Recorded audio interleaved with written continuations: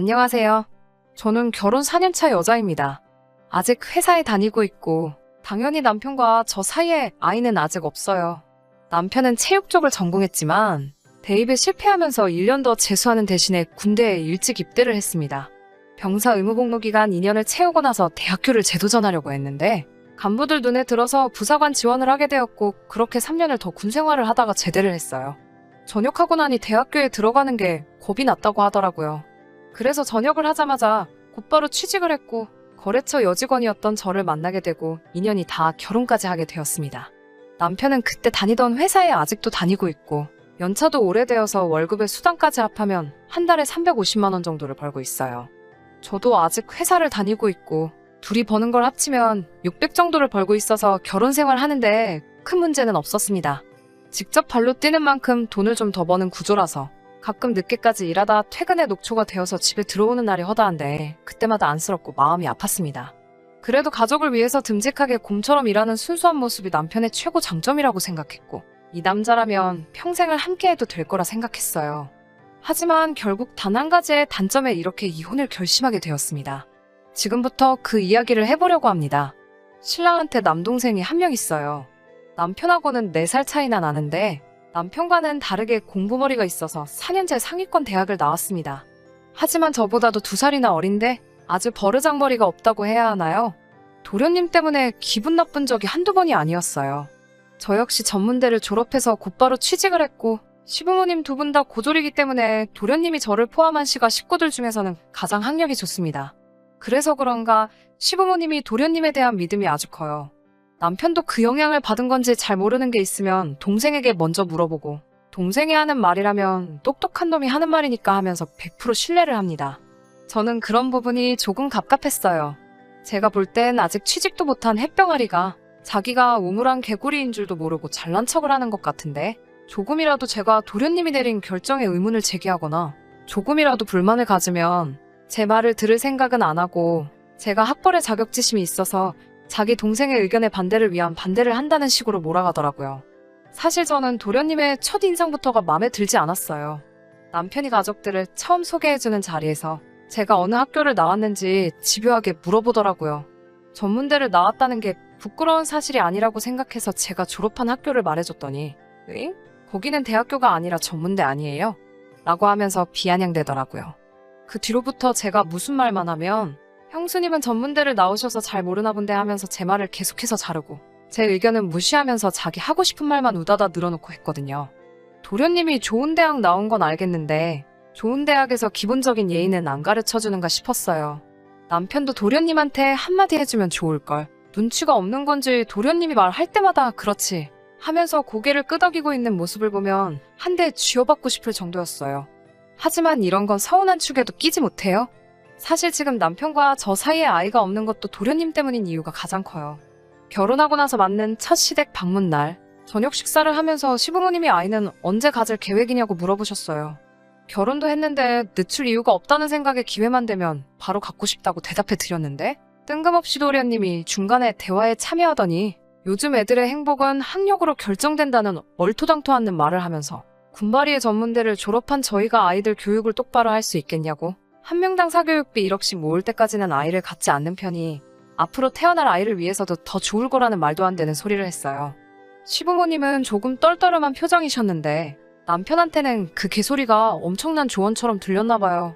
그 후로 남편이 아이 사교육비로 나갈 목돈을 만들기 전까지는 아이 만드는 걸 조금 미루자고 제안을 했고 저는 헛소리 하지 말라고 당연히 거절을 했어요. 하지만 제가 아무리 노력을 해도 남편이 너무 조심을 하니 어떻게 할 방법이 없더라고요. 그걸로 몇 번은 싸웠는데 아이가 멍청한 걸로 놀림받을 생각을 해보라고 하면서 5년만 더 열심히 모아서 우리 아이는 원하는 공부 다 시켜주고 싶다고 울먹이며 이야기하더라고요. 아이가 태어나면 제가 회사를 그만두어야 하니 조금 여유있게 돈을 모으고 싶다고 했어요. 너무나도 강경하게 나오기도 했고 남편 본인이 배우지 못한 것에 대한 서러움을 제게 표현한 게 처음이라서 5년은 너무 길다고 앞으로 3년만 더 기다리기로 했습니다. 남편을 봐서라도 몇 번을 참아왔지만 도련님의 예의 없는 행동이 도를 넘은 건 재작년 일이었습니다. 시어머니가 환갑이 되시는 해이기도 해서 무언가 특별한 선물을 해드리고 싶었어요. 그래서 이것저것 알아보다가 시댁에 가정마다 하나씩은 있을 만한 가족 사진이 하나도 없던 게 기억이 나서 시부모님을 모시고 가족 사진을 찍으면 좋겠다는 생각이 들었어요. 사진을 찍기로 한 당일날 옷들 다 차려입고 스튜디오 앞에서 온 가족이 모였습니다. 약속 시간보다 30분이나 늦게 온 도련님이 사과는 못할망정 오랜만에 정장을 입고 있는 제 남편을 보면서 형은 정장이 참 안 어울린다며 이죽대고 있더라고요. 그 모습에 제가 너무 화가 나서 도련님은 형한테 말버릇이 그게 뭐냐고, 부모님도 계시고 다 도련님 윗사람들인데 기다리게 했으면 먼저 사과를 해야지 얼렁뚱땅 넘어가려 하느냐고 한 소리를 했어요. 제가 한 말이 기분이 나빠 보였지만 틀린 말이 없었으니 엄청 분해하기만 하고 아무 말도 못하더라고요. 스튜디오에 도착해서 사진을 찍기 위해 사진작가님의 안내를 받으며 카메라 앞으로 온 가족이 나란히 섰는데 도련님이 사진 찍기를 거부하고 움직일 생각을 안 하더라고요. 시부모님이 도련님에게 빨리 안 오고 뭐하냐고 눈치를 주시는데 도련님이 이건 가족 사진인데 형수님이 사진을 왜 같이 찍냐고 하더라고요. 그게 무슨 말이에요? 가족 사진이니까 당연히 저도 같이 찍어야죠. 아까 제가 한 소리 한 것 때문에 그런 거면 제가 사과드릴 테니까 빨리 이쪽으로 오세요. 라고 말했어요. 사과는 하고 싶지 않았는데 스튜디오 촬영 시간이 한정적이라서 작가님이 많이 당황한 듯 보여 도련님을 달래주기 위해 할 수밖에 없었습니다. 그런데 도련님의 반응이 더 어이가 없더군요. 또 저의 학력을 가지고 물고 늘어지며 형수님이 전문대를 나와서 잘 모르나 본데 가족관계 등록부상 직계가족에는 며느리는 포함되지 않으니 형수님이 거기에 껴있으면 그건 진정한 가족사진이 아니라면서 어깃장을 놓더라고요. 시부모님이나 남편이 똥꼬집을 부리는 도련님 좀 타일러줬으면 했는데 또 도련님이 하는 말이라면 철석같이 믿는 사람들이니 어쩌지도 못하고 가만히 있더라고요. 결국 같이 찍내마네로 실갱이를 하다가 당황한 작가님이 그럼 동생분 빼고 사진 한 장, 그리고 저를 빼고 사진 한 장에서 따로 찍자는 제안을 해서 그렇게 하기로 했어요. 어이가 없었지만 그래도 꼴보기 싫은 도련님하고 같이 사진을 안 찍어도 된다는 걸로 저도 나름 위안을 삼았는데 사진을 찍고 한참 뒤에 방문한 시댁에서 저를 제외하고 찍은 가족 사진을 벽에 떡하니 걸어놓은 모습을 보고 정말 서럽고 서운해서 그날 집에 와서 펑펑 참아왔던 눈물을 쏟아버리고 말았습니다. 그날 남편한테는 이제 도련님하고 한 번이라도 이런 일로 얽히게 되면 차라리 이혼을 하자고 엄포를 놓았어요. 결혼한 지 3년이나 돼서 가족 대접도 못 받고 살바해야 진짜 남남으로 사는 게 맞지 않냐고 따졌더니 남편이 처음으로 제 눈치를 다 보더라고요. 그렇게 그날 이후로 1년 정도를 시댁 식구들과는 얼굴도 안 보고 살았습니다. 명절날이나 가족 행사가 있어도 남편만 혼자서 보내고 저는 가지를 않았어요. 그리고 작년 여름 처음으로 시댁 행사에 참여하게 되었습니다. 갈 생각은 하나도 없었지만 남편이 이만하면 됐지 않냐고, 이제 절대 저를 서운하게 하지 않을 테니 그날 일은 이제 그만 용서해달라는 부탁에 결국 이기지 못하고 참석하게 되었습니다. 시댁과 저를 다시 만나게 해준 행사는 도련님의 결혼식이었습니다. 아직도 취직도 못하신 대단한 도련님이 직장이 생기기도 전에 어디서 속도 위반을 해가지고 아주 급하게 결혼식을 올리게 되었다고 하더라고요. 하필 처음으로 시댁을 다시 만나는 게 도련님의 결혼식인가 싶었지만 한 입으로 두 말을 할 수 없어서 참석하게 되었습니다. 결혼식은 잘 치러졌어요. 도련님도 새 신부도 시부모님도 전부 행복해 보였습니다. 식이 끝나고 사진 촬영을 하는데 가족분들이 나오라는 말에 저도 모르게 자리에서 움찔해버리고 말았어요.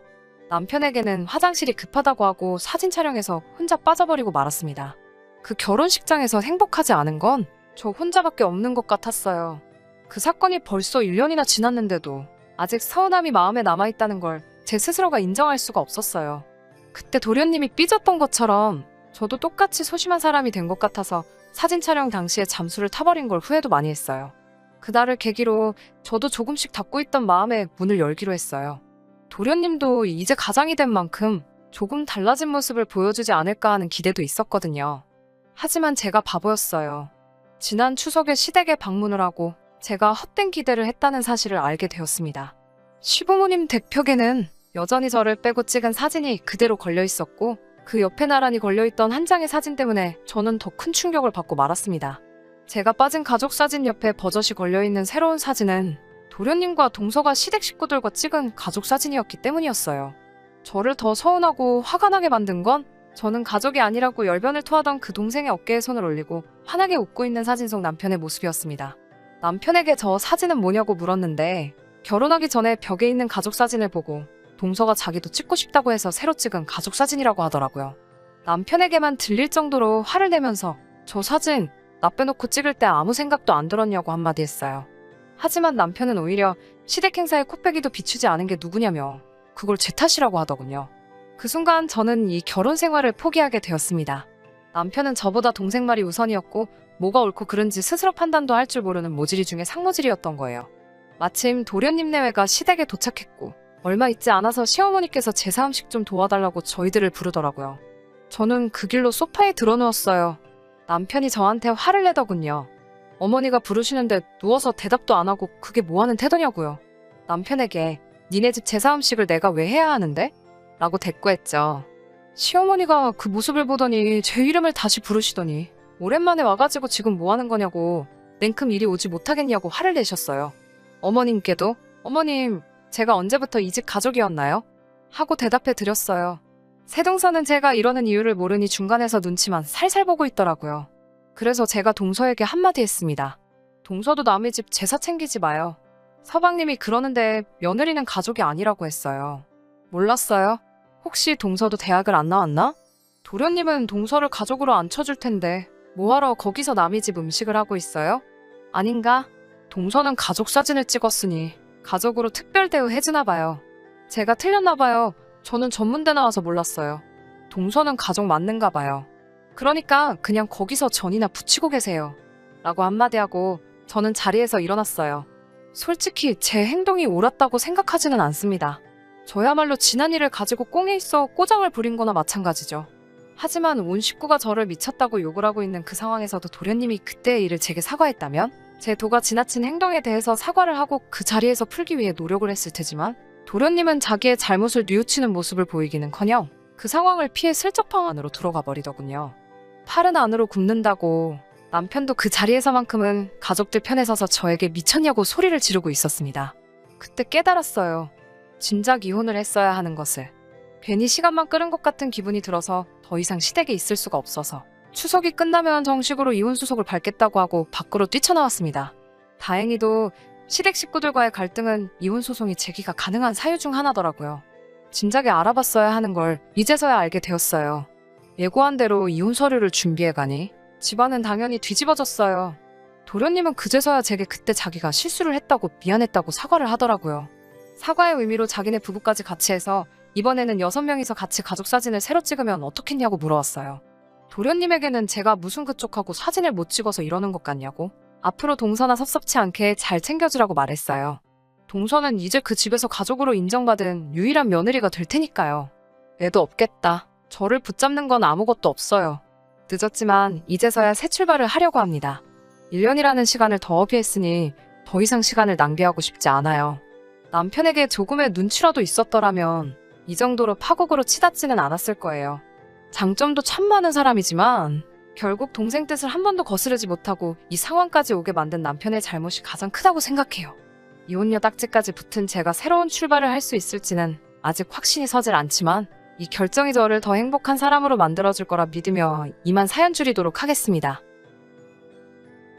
끝까지 들어주셔서 감사합니다. 오늘의 사연은 여기까지입니다.